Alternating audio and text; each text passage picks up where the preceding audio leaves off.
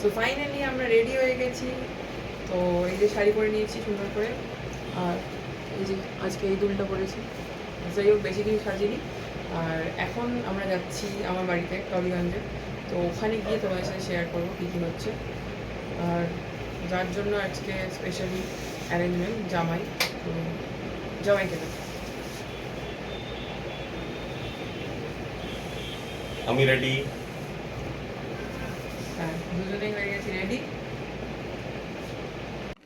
তো জামাই চলে এসছে অলরেডি মিষ্টির দোকানে। আমাদের বাড়ির সামনেই এই মিষ্টির দোকানটা রয়েছে। তোমরা যারা হাওড়াবাসী হয়তো অনেকেই চেনো বেতাই মিষ্টির দোকান, যেটার একটা ব্রাঞ্চ হচ্ছে বেতাইতলাতে আছে আর একটা ব্রাঞ্চ হচ্ছে এখানে আন্দুল রোডে আছে। এখানে ভ্যারাইটি অফ মিষ্টি বা মিষ্টির প্রচুর কালেকশন দেখলাম, কিন্তু আমরা কিন্তু বেছে বেছে একটু কম মিষ্টির দিকেই গেলাম। এই সুন্দর প্ল্যাটারটা বানানো হয়েছিল জামাই ষষ্ঠী উপলক্ষে, যেটা কিনা আমাদের বাড়ির জামাই মানে আমার শ্বশুর বাড়ির জামাইয়ের জন্য কিন্তু অলরেডি কেনা হয়েছে।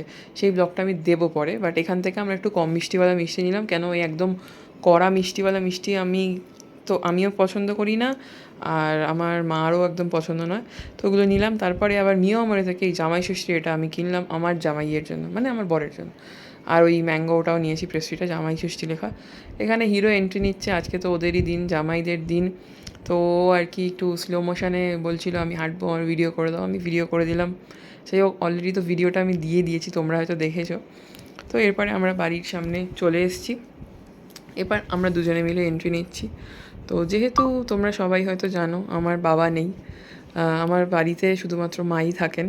তো সেরকম মানে আমাদের যেহেতু জামাই ষষ্ঠীর কোনো নিয়মও নেই, আমরা শুধু এই নিয়ে 3 বছর হলো আমরা আসি, জাস্ট খাওয়া দাওয়া করি। তো মাই সবটা কিন্তু অ্যারেঞ্জ করে।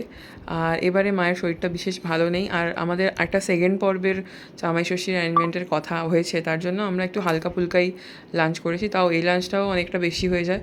তাও এটাই জামাই আমাদের ভালো মতনই খেয়েছে।